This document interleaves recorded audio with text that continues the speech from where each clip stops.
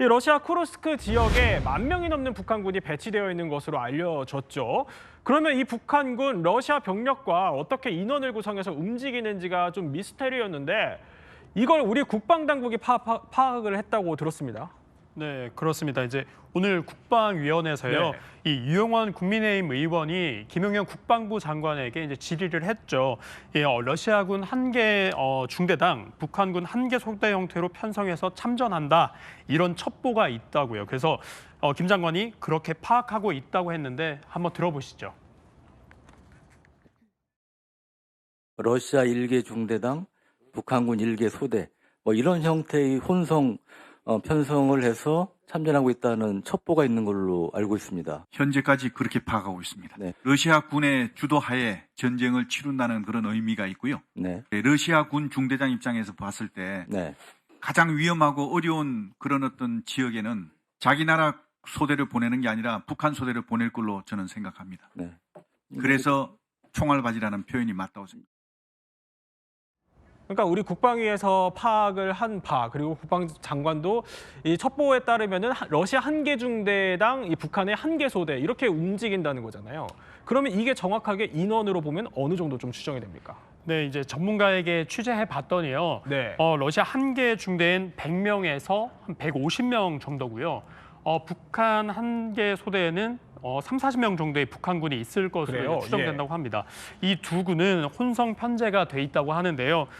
김 장관은 이 의미가 이 러시아군의 주도하에 전쟁을 치른다는 의미가 있다. 그리고 이제 러시아군 중대장 입장에서 봤을 때는요.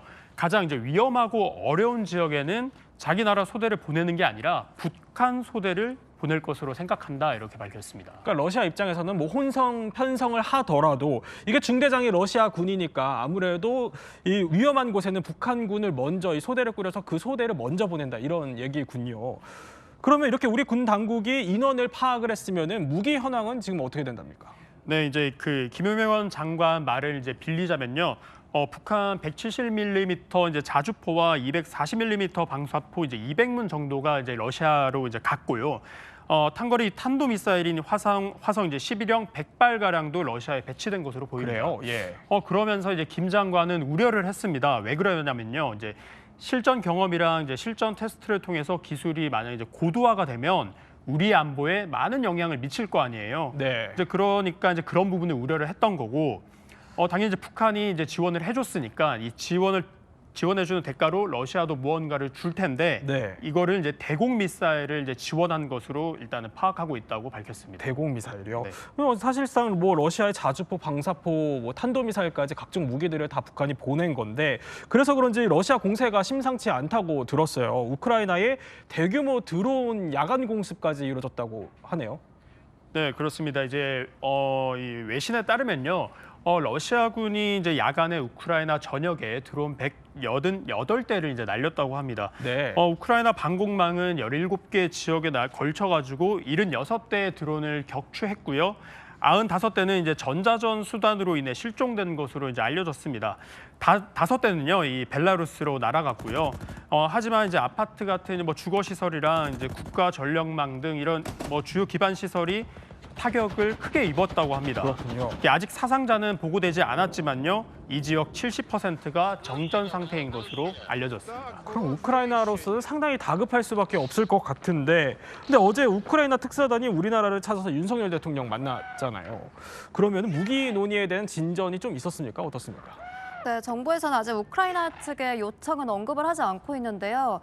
단지 조태열 외교부 장관이 우크라이나에서 어떤 희망사항에 대한 요구는 있었다 이 정도로 언급을 하고 있습니다. 그래요? 예. 그러니까 특정 요구가 있었다는 거는 시사를 한 겁니다. 그러니까 윤 대통령이랑 면담 이후에 우크라이나가 직접적이진 않지만 우리나라의 무기 지원이 필요하다 이 정도를 우회적으로 압박했구나 이 정도를 알 수 있는 대목으로 보이는데요.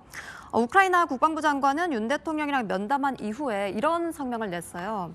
북한군이 러시아를 적극적으로 지원 중인데 북한군이 이렇게 전투 경험을 쌓고 있기 때문에 한국의 심각한 안보가 될 수 있다, 안보 위협이 될 수 있다고 했습니다. 그러니까 북한군 파병 이슈를 거론을 하면서 한국도 이 리스크에서 예외가 아닐 수 있다 이렇게 강조를 한 대목으로 보이고요. 그렇군요. 예. 또 젤렌스키 우크라이나 대통령도 어제 이런 말을 했는데요. 북한군이 전선에 있다는 사실은 러시아가 일으킨 전쟁이 세계화가 됐음을 보여준다. 그러니까 이 전쟁은 세계적인 노력을 통해서만 멈출 수 있다는 겁니다. 그러니까 둘 다 한 말은 공통점은요. 한국의 네. 무기 지원을 우회적으로 압박한 발언으로 해석되는 대목입니다. 그러니까 북한군이 저렇게 파병돼서 전장에서 경험을 쌓고 있는 게 한국도 예외는 될 수 없다. 이런 리스크에서 한국도 좀 관심을 가져야 된다. 이렇게 우회적으로 압박을 한 거군요.